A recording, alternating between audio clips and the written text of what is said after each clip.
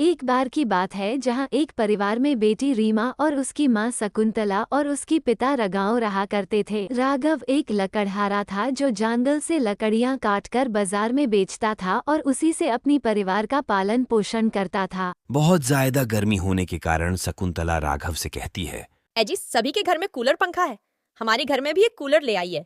तभी रीमा अपने पिता के पास आती है और कहती है, पिताश्री माता सही कह रही है, आप हमारे लिए भी कूलर ले आइए। क्या करूं? मैं लकड़ी काट कर थोड़ी पैसे ही कमाता हूँ। मैं अपने बीवी बच्चे के लिए कूलर कैसे खरीदूं? एक काम करता हूँ, जब मैं लकड़ी काट कर बाजार में बेचने जाऊंगा तब मैं वहां से कूलर का दाम भी पूछ कर आ जाऊंगा। चलो, मैं बाजार तो आ गया, अब मैं कूलर की दुकान से कूलर का दाम पूछ कर भी आ जाऊंगा।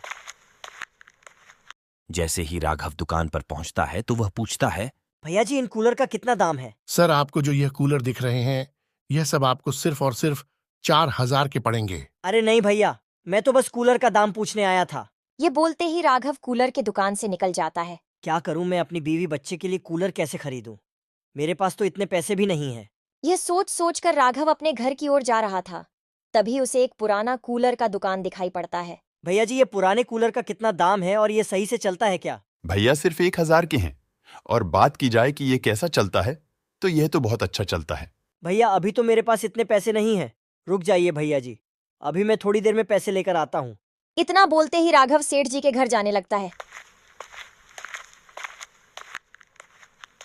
वह सेठ जी के घर पहुंच जाता है और सेठ जी से कहता है, सेठ जी, मुझे 1,000 की जरूरत थी, क्या आप मुझे अभी 1,000 रुपए दे दोगे?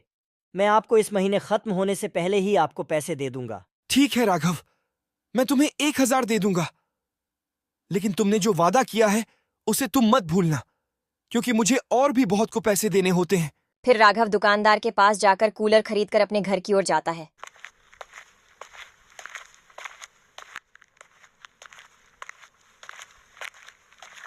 देखो शकुंतला और बेटी रीमा, मैं कूलर ले आया। वाह पापा, आपने तो बहुत ही सुंदर कूलर लाया है। अब से हमारे घर में भी कभी गर्मी नहीं आएगी। फिर वह लोग जमीन के नीचे बैठ जाते हैं और फिर ठंडा ठंडा कूलर की हवा का मजा लेते हैं। धीरे धीरे यह बात गांव में फैल जाती है और किसी को भी विश्वास नहीं होता कि राघव एक कूलर ले चुका है। सभी आश्चर्य में थे, क्योंकि वह कहता था कि हमारे पास सिर्फ खाने भर तक कहीं पैसा होता है। अरे सुनती हो सुशीला, हमारे जो दोस्त राघव है उसने नया कूलर खरीदा है और हमारी बेटी की अभी शादी भी होने वाली है, और हमारे मेहमान इतनी गर्मी में कहाँ रहेंगे। क्यों ना आप अपने दोस्त से ही मदद मांगिए, कहीं वह हमारी मदद कर दे। ठीक है सुशीला, मैं अभी अपने दोस्त राघव के पास जाता हूँ, कहीं वह हमारी मदद कर दें। फिर वह राघव के घर जाने लगता है।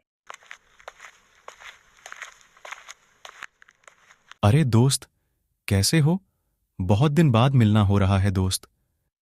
मेरी बेटी का परसों विवाह है और बहुत सारे मेहमान आने वाले हैं। हमारे घर में ना पंखा है ना कूलर। क्या तुम हमें कुछ दिन के लिए कूलर दे सकते हो? दोस्त, अगर मैं तुम्हें अपना कूलर दे दूंगा तो मेरी परिवार को गर्मी लगने लगेगी और हम सब ठीक से सो भी नहीं पाएंगे। तभी शकुंतला आती है। अरे सुरेश भैया, आपका आना कैसे हुआ? हाँ शकुंतला बहन, मेरा सफर अच्छा हुआ।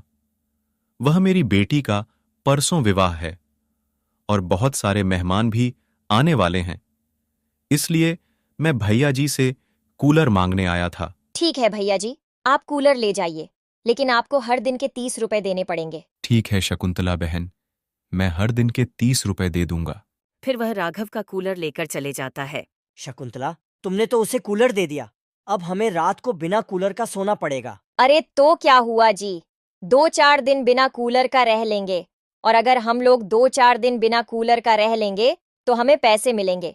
उससे हम सेठ जी को उनका पैसा भी वापस कर देंगे और एक नया कूलर भी ले लेंगे। सही कहा तुमने शकुंतला, अब से हम लोग कूलर को भाड़ा पर दिया करेंगे और उसे पैसे से सेठ जी का पैसा भी वापस कर देंगे और बहुत सारे कूलर भी खरीद लेंगे। जैसे जैसे दिन गुजरता है वैसे वैसे राघव के पास बहुत सारे कूलर हो जाते हैं। वह उसे पैसों से सेठ जी का पैसा भी वापस कर देता है और एक कूलर की नई दुकान खोल लेता है, जहां वह कूलर को भाड़े में भी दिया करता है और उसे वहां के कस्टमर भी खरीदते हैं।